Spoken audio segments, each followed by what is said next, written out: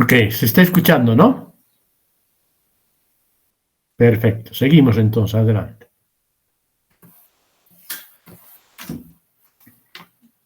En la década de los 50, la incidencia era muy similar en los diferentes países del mundo. A partir de la década de los 70-80, la incidencia se ha ido modificando en función de la detección y tratamiento oportuno del cáncer de cuello uterino. En color marrón o café están los países donde existe una alta incidencia, y de un color amarillo claro los países donde han podido lograr un control de esta enfermedad. Entonces, Latinoamérica, Bolivia, Perú, algunos países de Centroamérica junto con México y África tienen una alta incidencia de esta enfermedad. En nuestro país es una de las principales causas de muerte en las mujeres, que afecta al grupo etario de 35 a 64 años de edad. Por lo tanto, si comparamos con la literatura internacional, en nuestro país se presenta una década antes. Según la Organización Mundial de la Salud, cada día 4 a 5 mujeres mueren por esta enfermedad. Y se estima que la incidencia es de un 58.1 por 100.000 habitantes. Esta cifra desajustada por edad a la población mundial, lo que representa que cada año existen 1.254 nuevos casos. Nuestra misión como médicos es bajar esta incidencia. Sin embargo, participamos un conjunto de médicos donde están el jefe del programa nacional, que depende del ministro de Salud, el jefe del programa regional en Cochabamba, los oncólogos, tanto encargados de radioterapia como de oncología clínica, cuando el cáncer está en una etapa avanzada, ya no se opera, sino se realiza radioterapia y quimioterapia. Cuando se puede intervenir quirúrgicamente, participa el cirujano oncólogo, desde carcinoma invasor. Medicina social también tiene un papel importante, porque depende de esta especialidad la adecuada planificación de los programas y también el manejo de las estadísticas.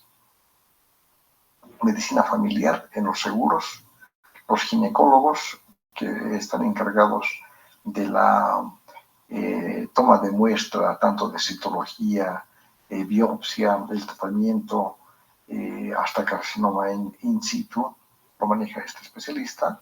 Los patólogos estamos a cargo del laboratorio tanto de citología como anatomía patológica. Por lo tanto, participamos en el diagnóstico citológico y también en la biopsia y el manejo de la esterectomía. Los psicólogos tienen una función importante para tratar el tema psicológico, tanto en las pacientes como en su entorno familiar. Servicio social para conseguir medicamentos, disminuir los costos. Los médicos generales tienen un papel fundamental en primer nivel y también en segundo nivel. Hasta la década de los 70 existían por lo menos una docena de clasificaciones para el diagnóstico de la citología cervical. De estas clasificaciones, una sobrevivió hasta la década de los 80, la clasificación de Papa Nicolau. Papa Nicolau clasificaba las citologías en clase 1 normal, clase 2 inflamatoria, clase 3 sospechosa y la subdividía en 3A, 3B, 3C. Clase 4 se refería al carcinoma in situ y clase 5 al carcinoma invasivo. Sin embargo, esta clasificación quedó obsoleta en la década de los 80 y apareció la nomenclatura del sistema Bethesda en el 2001. Paralelamente, para referirse a la biopsia, surgió la nomenclatura de Richard, que clasificaba a las biopsias con alteraciones en la maduración como neoplasia intraepitelial cervical grado 1, grado 2 y grado 3. La OMS aplicó la terminología displasia, que es idéntica a la clasificación de Richard, pero en vez de llamar neoplasia intraepitelial cervical, la OMS la denomina displasia, leve, moderada, severa. ¿Cuál es la importancia de la citología y la biopsia? La citología se puede aplicar a grandes grupos poblacionales. Se puede realizar miles de citologías. Por lo tanto, por el momento es el mejor método de selección para identificar a aquellas pacientes que tienen un riesgo de cáncer. Sin embargo, en todos los libros de oncología está que no se puede realizar un tratamiento terapéutico o cirugía en base solo a la citología. Se tiene que realizar una confirmación. Y la confirmación de una lesión se basa en la biopsia. Esta biopsia se toma del cuello uterino y puede ser inclusive tan amplia como una conización para llegar al tratamiento y al diagnóstico definitivo. Uno de los problemas en medicina y también en citología son la tasa de falsos negativos, que oscila entre una cifra tan baja como 5% y tan alta como 55%. Para Bolivia se espera una tasa de falsos negativos de un 8%. ¿Por qué se producen los falsos negativos? Porque hay errores, existen errores en la toma de muestras. Depende mucho del adiestramiento del médico, del ginecólogo, del médico familiar y también del método de toma de muestra. Pero los patólogos también estamos implicados en errores de observación, junto con el grupo de citotecnólogos. Tenemos una tasa de falsos negativos de un 10 a 47%. ¿Por qué no se toman conductas en base a un diagnóstico citológico? Las conductas se realizan en base a una biopsia, no en base a una citología. ¿Por qué? La citología emite un diagnóstico de probabilidad con un rango de error significativo. Quiere decir que existe, puede haber error. Debe ser considerada como un simple indicador de probable lesión histológica. Aproximadamente 12% de discrepancia diagnóstica en la interpretación de lesiones de bajo grado y de alto grado.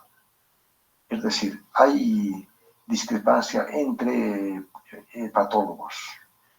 15 a 18% de las mujeres a las que se les ha diagnosticado como lesión de bajo grado en la citología resultan tener una lesión de alto grado en la biopsia dirigida. Y 20% de las mujeres diagnosticadas como lesión de alto grado por citología, en la biopsia tienen en realidad una lesión de bajo grado.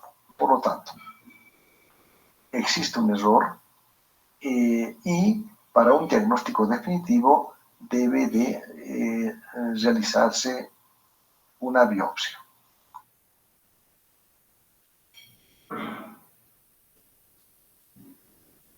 Una biopsia es la toma de parte de un tejido vivo para llegar a un diagnóstico definitivo.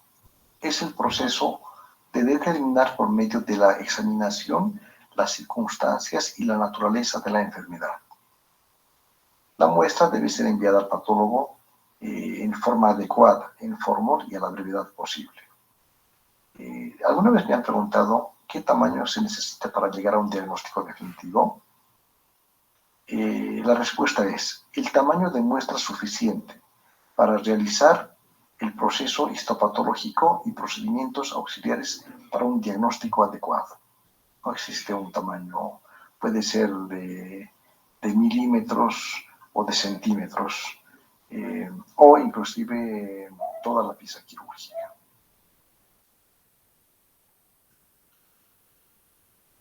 ¿Qué datos necesitamos que nos envíe el médico tratante? Nombre y apellidos con letra legible. La edad del paciente es sumamente importante, porque el tratamiento es diferente. Por ejemplo, de una lesión de bajo grado, se trata de forma conservadora en una paciente joven, en cambio, en una paciente de la tercera edad o arriba de los 50 años, se puede realizar inclusive una histerectomía.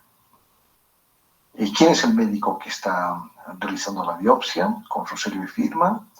¿De dónde está tomando la muestra? Si es del labio anterior, posterior, lateral derecho, izquierdo, canal endocervical o endometrio. Y la fecha de toma y los datos clínicos son importantes. Un ejemplo de cómo no se debe de enviar una solicitud a anatomía patológica. Letra ilegible, no se entiende. Dos ejemplos de cómo no enviar una muestra sin datos clínicos. Una muestra, una biopsia envuelta en papel higiénico. El papel higiénico lo que hace es absorber los líquidos y la muestra se va a desecar y no va a servir para el estudio histopatológico.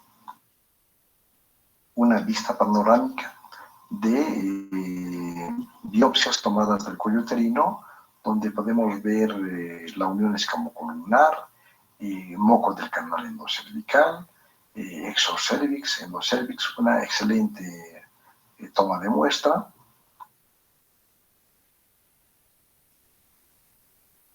A inicios del 2000 es que se realizaron estudios para ver la patogenia, por qué se produce el cáncer del cuello uterino. Y el principal implicado, el más importante, es la infección por el virus del papiloma humano. En estudios se vio que las pacientes con cáncer del cuello uterino presentaban una infección por este virus. Una vez que el virus afecta a la célula epitelial en la unión escamocolumnar, produce alteraciones en la maduración que pueden ser desde afectación de 1/3, 2/3 o todo el espesor epitelial. Por lo tanto, el virus del papiloma humano lo que produce es hiperplasia epitelial, proliferación de las células basales, inmadurez, ausencia de maduración, pérdida de la diferenciación celular. No se olviden que las células escamosas van madurando de células cúbicas cilíndricas a células planas. Esta diferenciación se pierde por acción del virus del papiloma humano. Las mitosis siempre deben de ser basales, pero cuando existe infección viral, hay mitosis en los estratos intermedio y superficial. Puede haber también papilomatosis y paraqueratosis. Los criterios citológicos son mitosis anormales y frecuentes suprabasales. Las células que deberían de tener un núcleo ovoide redondo sufren alteración con la presencia de hendiduras y lobulaciones nucleares. La cromatina se hace gruesa, difuminada, puede haber halos claros perinucleares, y los núcleos son grandes, irregulares, puede haber nucleolos y también disqueratosis. Esta es una vista panorámica del cuello uterino donde podemos identificar el exocervix y el canal endocervical y la zona de la unión. Aquí se puede ver hemorragia reciente, probablemente del sitio de una biopsia previa. A mayor aumento se puede ver la capa basal, parabasal, intermedia y superficial. Lo primero que nos llama la atención es la presencia de estas células que tienen dos núcleos. Si una célula tiene dos núcleos, ya es anormal. Por lo tanto, se llama binucleación. Ahora, una célula escamosa, en el proceso de maduración, lo que produce es queratina. Y la queratina se tiñe de un color eosinófilo. Por lo tanto, las células que tienen espacios claros perinucleares también son anormales porque no están produciendo queratina. En este corte histológico podemos ver la membrana basal, la submucosa y el epitelio. La capa basal está proliferada con un aumento del grosor y hay alteraciones en la maduración que afectan 1/3 del grosor epitelial. Por lo tanto, estas alteraciones en la maduración se clasifican, según Richard, como neoplasia intraepitelial cervical grado 1. Si tomamos la clasificación de la OMS, sería una displasia leve. Y si adoptamos la clasificación del sistema Bethesda, una lesión intraepitelial escamosa de bajo grado. El creador del término condiloma es el doctor Alexander Meisels, un patólogo que trabajó por mucho tiempo en Canadá. En la década de los 70 realizó una descripción del condiloma con las variantes macroscópicas, que lo publicó en una revista científica de una serie de más de 700 casos. Las lesiones condilomatosas del cérvix, tanto en la citología, en la colposcopía y en el estudio histopatológico. El doctor Meisels describió el condiloma exofítico, que aparece como una lesión elevada similar a una verruga, el condiloma plano y el condiloma invertido que crece hacia la submucosa, pero respetando la membrana basal. La característica común de los condilomas es la presencia de estos halos claros perinucleares y la binucleación celular. Hay otros criterios, pero estos son los más importantes. Una lesión de bajo grado puede con el tiempo transformarse en una lesión de alto grado. Y la displasia moderada es un término que sirve para designar las alteraciones en la maduración celular que afectan una mitad o 2/3 del grosor epitelial total. Una displasia leve es 1/3. Displasia moderada, 2/3 o por lo menos el 50% de alteraciones en la maduración, pero que respetan la membrana basal. La displasia severa, por definición, es la presencia de alteraciones en la maduración que afectan 3/3 del grosor epitelial total y respeta un 10% de maduración. En cambio, el carcinoma in situ es la presencia de alteraciones en la maduración que afectan todo el grosor epitelial. En realidad no existe una diferencia entre displasia severa y carcinoma in situ. Prácticamente es lo mismo. ¿Cuál es la historia natural de las lesiones intraepiteliales? Las lesiones de bajo grado, displasias leves o neoplasia intraepitelial cervical grado 1, observen, regresionan en la mayor parte de los casos, por lo menos en un 57%. Hay series donde las regresiones hasta de un 70-80%. En cambio, Una displasia severa puede regresionar, pero es muy infrecuente. La mayor parte progresan hacia carcinomas intraepiteliales o inclusive invasores con el transcurso del tiempo. ¿Qué tiempo demora una lesión intraepitelial escamosa en transformarse en un carcinoma invasor? Depende del grado de lesión. Si es una displasia leve, moderada o severa. Observen que en promedio se tiene por lo menos 10 años para que se transforme una lesión intraepitelial en una lesión invasora. Y eso es muy importante porque la paciente con una displasia moderada o severa tiene entre 3 años y 10 años antes de que sea una lesión invasora. Cuando se transforme en una lesión invasora, ya se requiere disección de ganglios linfáticos. El cono cervical es la extracción quirúrgica del cuello uterino que tiene como base el exocervix y como vértice el endocervix.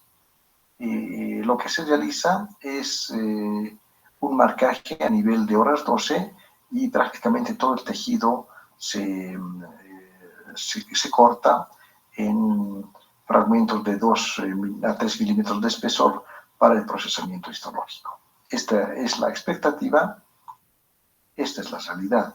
Este, por ejemplo, es un producto de conización bien realizado. Aquí se puede ver un quiste de Nabot. Esta marcación corresponde a horas 12. Este es el orificio exocervical con la base y hacia el vértice tenemos el canal endocervical. En la histopatología podemos ver que es una lesión intraepitelial escamosa donde la membrana basal está conservada y las alteraciones en la maduración afectan 1/3 del grosor epitelial, por lo tanto es una displasia leve.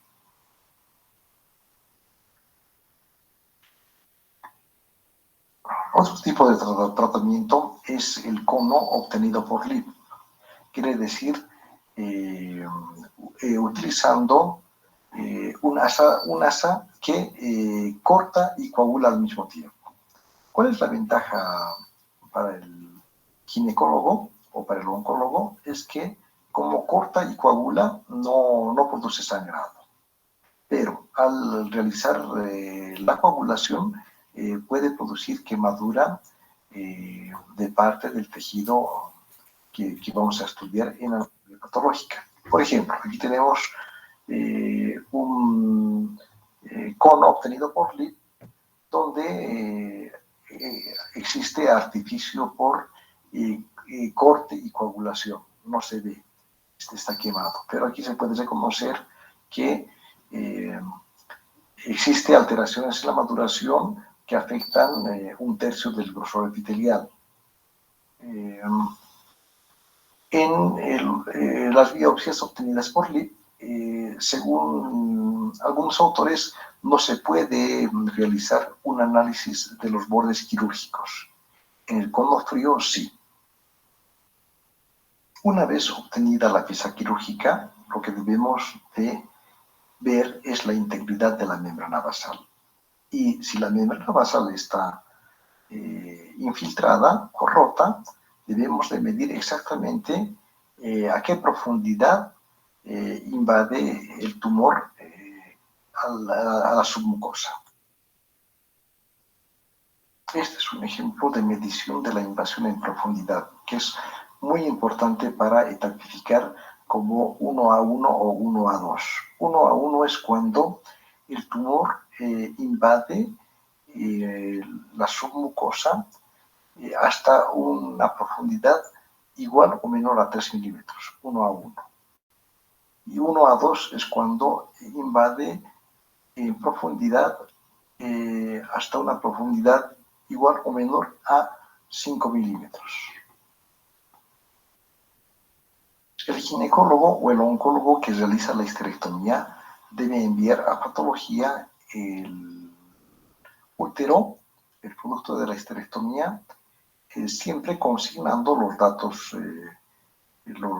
pertinentes a la enfermedad, porque es diferente el manejo de la pieza quirúrgica en función del diagnóstico preoperatorio. Por ejemplo, si una paciente ha sido operada por miomatosis, adenomiosis, etc., generalmente se utiliza cortes de cuello uterino, del labio anterior, posterior, istmo y cuerpo. En cambio, si el diagnóstico es de displasia, prácticamente se incluye todo el cuello uterino. Es diferente el manejo de la pieza operatoria en función del diagnóstico clínico. Estas son fotografías macroscópicas de cáncer de cuello uterino en sus diferentes formas de crecimiento. Aquí tenemos el crecimiento elevado fungoide, como si fuera un pólipo, el tipo de crecimiento ulcerado e invasor y el tipo de crecimiento que se extiende hacia el canal endocervical en forma de basil o tonel. Estas son cirugías grandes que se realizaban en la década de los 80-90. Por ejemplo, aquí tenemos la vagina, el útero con los anexos, la vejiga, es una histerectomía radical. Esta es una pieza quirúrgica de útero, la vejiga, el recto y el colon. Imagínense la reconstrucción quirúrgica de esta paciente. Esta es una fotografía macroscópica de un útero que parece un cáncer. Aquí está la vagina, la serosa uterina. Parece un cáncer, pero es un caso raro de miasis que pude observar hace una década. La biología molecular puede realizarse en base a una biopsia y en algunos casos en citología. En la citología tiene limitaciones. En cambio, en la biopsia se puede realizar más frecuentemente la inmunohistoquímica. En la citología existen dos tipos, la convencional y la de base líquida. La convencional es la que actualmente se realiza en los centros de primer, segundo y tercer nivel en nuestro país. En cambio, en otros países se realiza la citología de base líquida, que es diferente. Se utiliza siempre un cepillo endocervical. El cepillo endocervical se coloca en una solución conservadora y posteriormente se realiza la citocentrifugación y en los extendidos se puede hacer análisis de la proteína P16, hibridación in situ e inclusive análisis digital. Esto es la citología de base líquida que no se realiza en nuestro país. Esto en países de primer mundo, Estados Unidos, Europa. La colposcopía lo hace el ginecólogo y el estudio histopatológico se puede realizar inmunohistoquímica con proteína P16, Ki67 e hibridación in situ. Por lo tanto, realizando hibridación in situ podemos identificar qué cepa de virus del papiloma humano es el que está afectando a los grupos poblacionales. Y según diversos estudios, el virus del papiloma humano más frecuentemente implicado en la patogenia del cáncer de cuello uterino es el tipo 16 seguido del 18. Después están el 45, 31, 33. Los más importantes a nivel mundial son el 16 y el 18. Este es un estudio donde se analiza el carcinoma epidermoide, el adenocarcinoma y una combinación de carcinoma epidermoide y adenocarcinoma. En este estudio también el virus del papiloma humano número 16 y 18 son los más frecuentemente implicados en el carcinoma de cuello uterino. Este es un corte de cuello uterino con una displasia leve. Por lo tanto, aquí podemos observar los halos claros perinucleares y la binucleación que puede producir el virus del papiloma humano. Esta es una inmunotinción que marca a las células que están infectadas por el virus del papiloma humano y que se tiñe con el cromógeno que se observa de un color marrón. Este es un corte del canal endocervical a nivel de la unión, donde podemos observar alteraciones en la maduración de las células glandulares. Estas células glandulares son positivas para infección del virus del papiloma humano, que se demuestra con esta tinción de color marrón. En la biología molecular también podemos hacer uso del Ki67, que es un marcador de proliferación celular. El Ki67 es bajo en las lesiones reactivas o inflamatorias y es alto en las lesiones intraepiteliales. Se puede utilizar sola o acompañada de la proteína P16. No se utiliza en la citología convencional, solamente en la biopsia.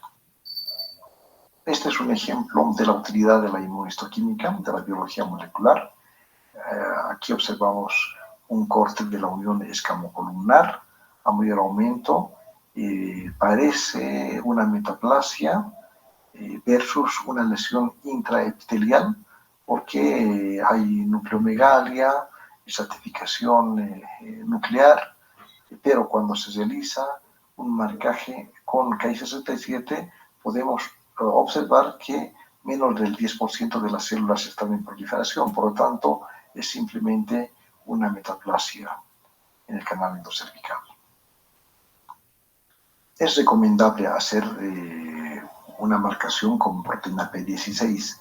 La proteína P16 se asocia a virus del papiloma humano de alto riesgo, por lo tanto se expresa en la displasia moderada severa y el carcinoma in situ.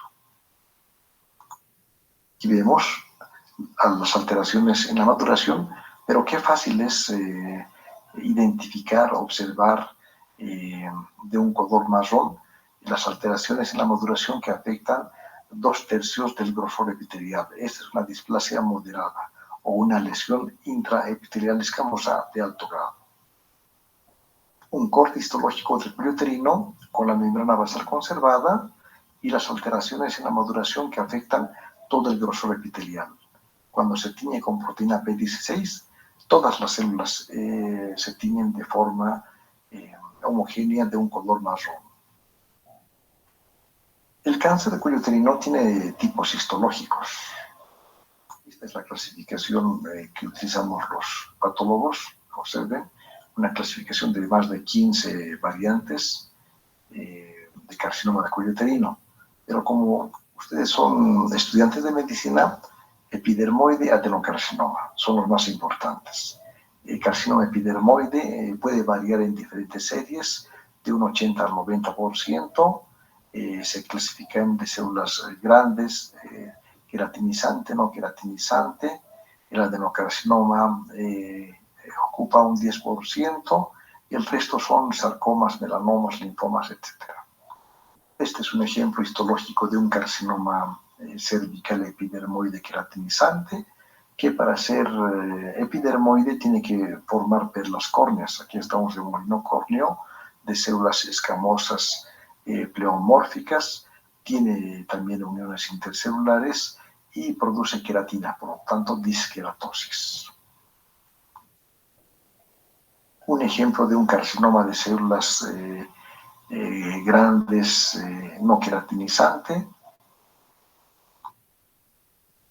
Por lo tanto, histológicamente, el carcinoma, tanto epidermoide como adenocarcinoma, se clasifican según los grados que el doctor Albert Broders en 1918 realizó un estudio de gradificación. Este es un ejemplo de un carcinoma poco diferenciado, donde las células escamosas no forman queratina.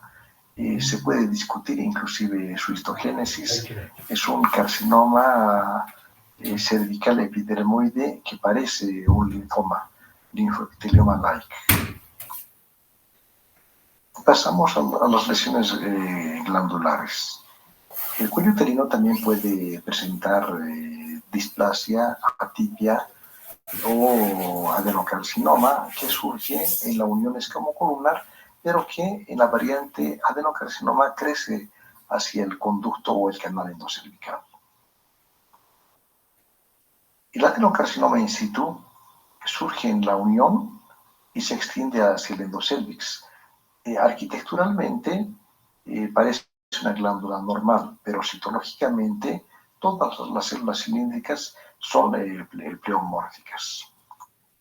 Este es un ejemplo de adenocarcinoma in situ, donde se puede evidenciar la formación de estructuras tubulares, la membrana basal conservada, pero las alteraciones en la maduración de estas células cilíndricas son evidentes porque los núcleos son apicales, hipercromáticos, hay mitosis apicales.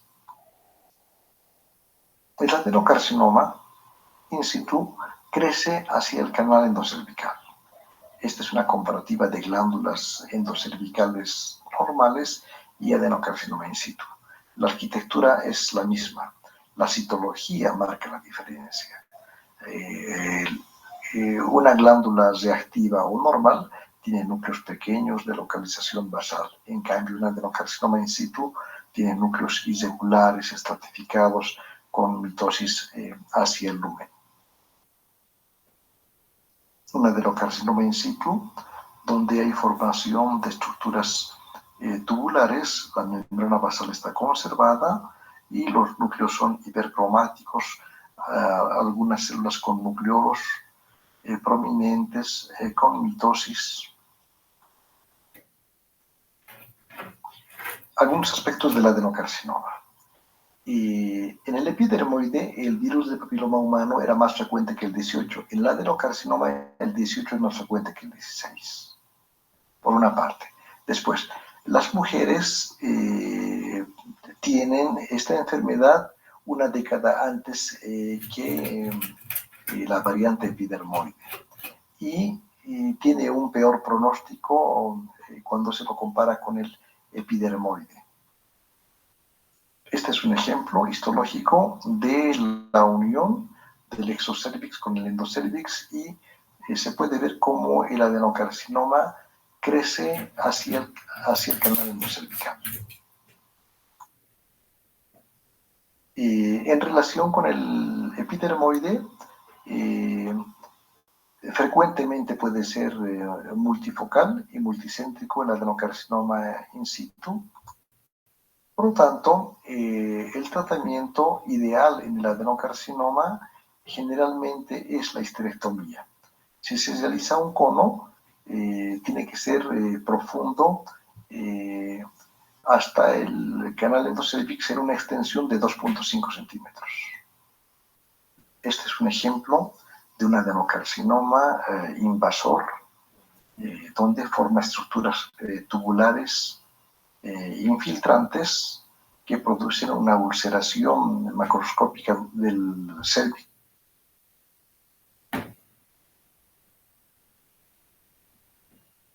El informe de anatomía patológica tiene los datos de la paciente, su número de quirúrgico, la descripción macroscópica, que tiene que ser detallada, donde consigna el peso, el tamaño, cuánto mide en profundidad la lesión.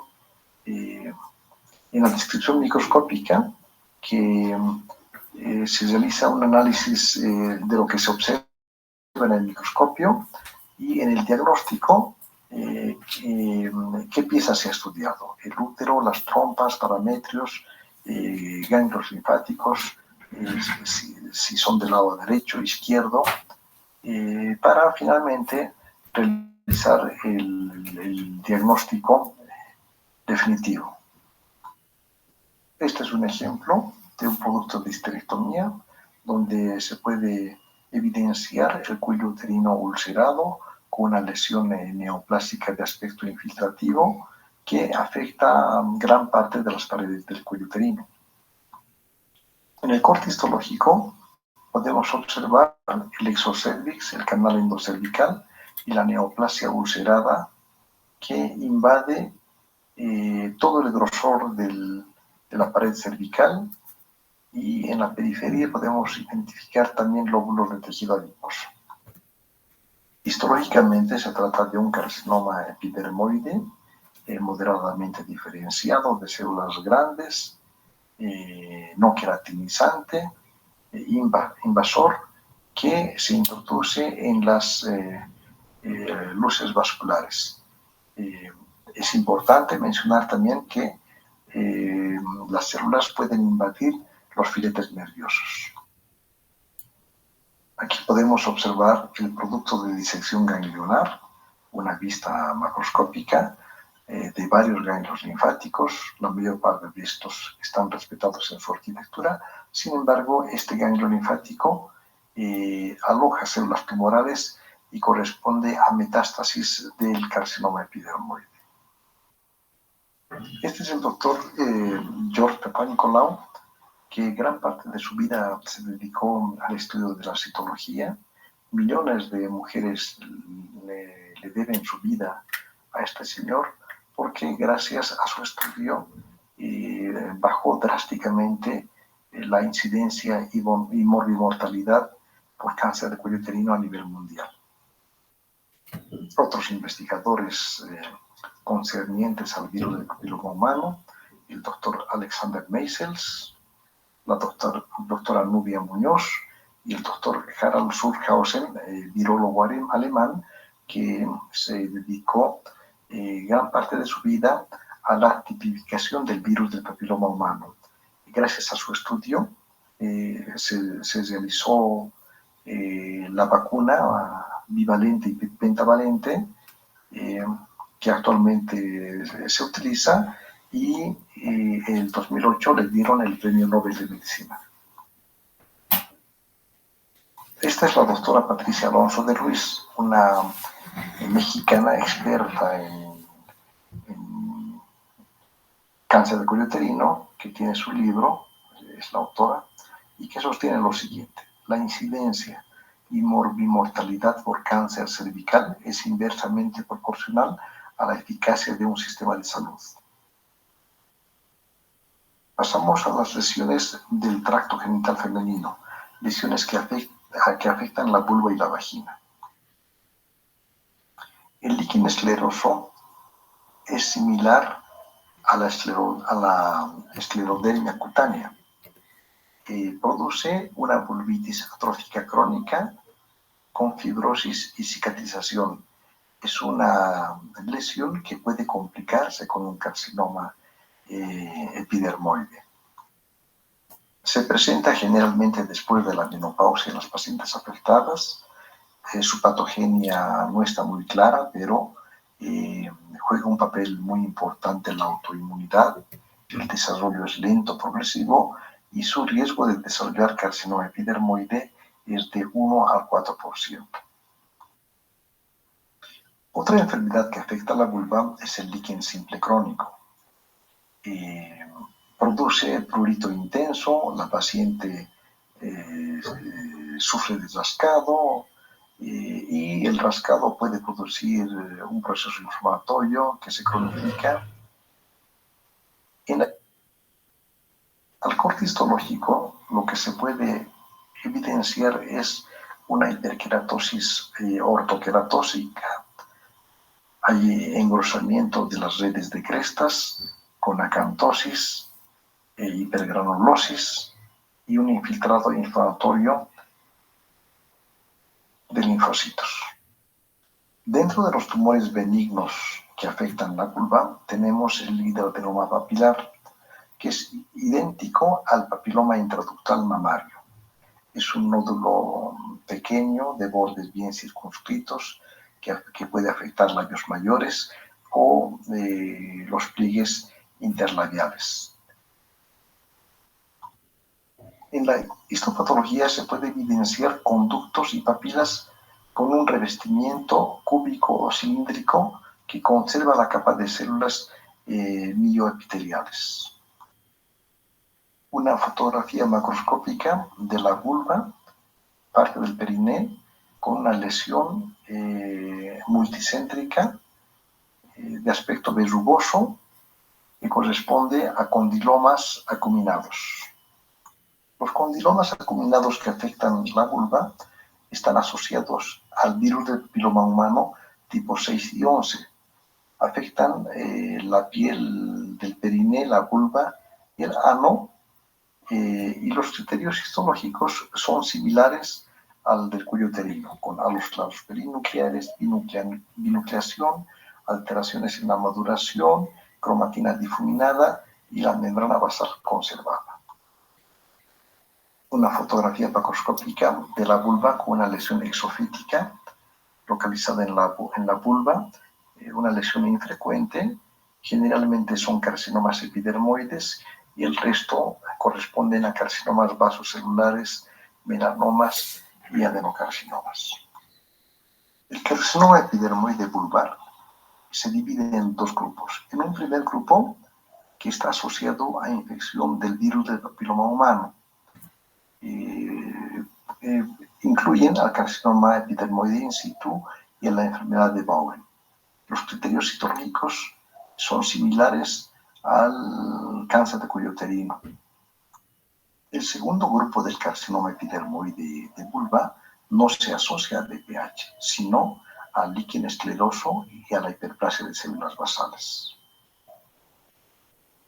En la vulva también puede surgir la enfermedad de Paget extramamaria, que se presenta como una lesión rojiza, pruriginosa, costrosa.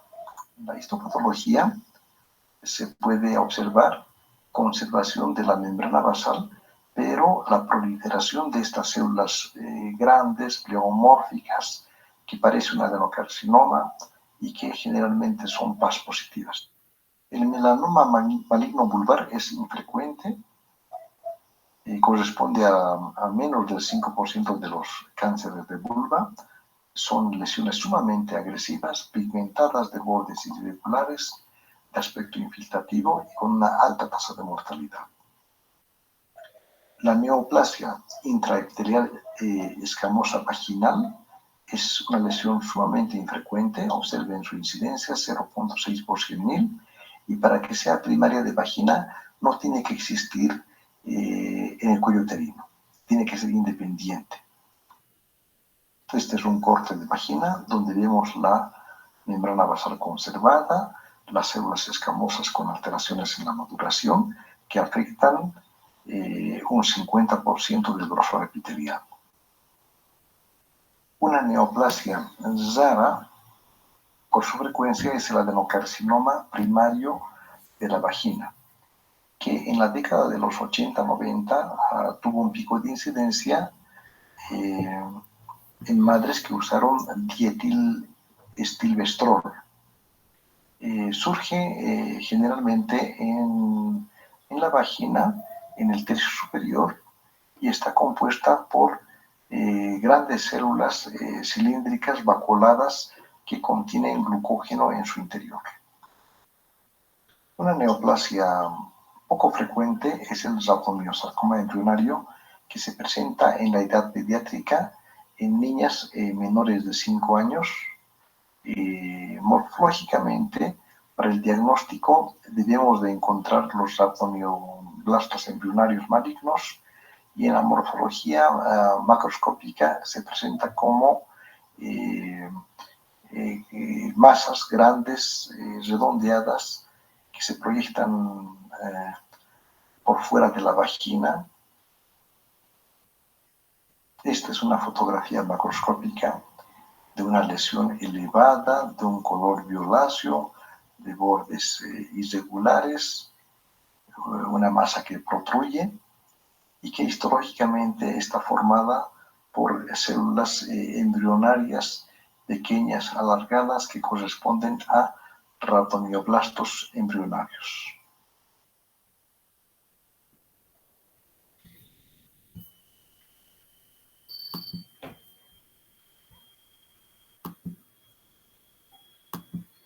Muy bien. Entonces, ese fue el tema. A ver cuántos han entrado. Siguen los mismos 4. ¡Wow! ¡Qué grave! No tiene éxito, ¿no? Bueno, espero que les haya gustado, por lo menos a ustedes que han atendido, esta bonita exposición de tracto genital femenino, incluyendo el cáncer de cuello uterino, que es tan frecuente en nuestro medio. Bueno, con esto me despido de ustedes. Hasta el próximo lunes, en el que avanzaremos el cuerpo del útero ya también, ¿ya? Incluyendo el carcinoma endometrial. Adiós, muchachas. Hasta Hasta luego. luego. Gracias. Chao, chao.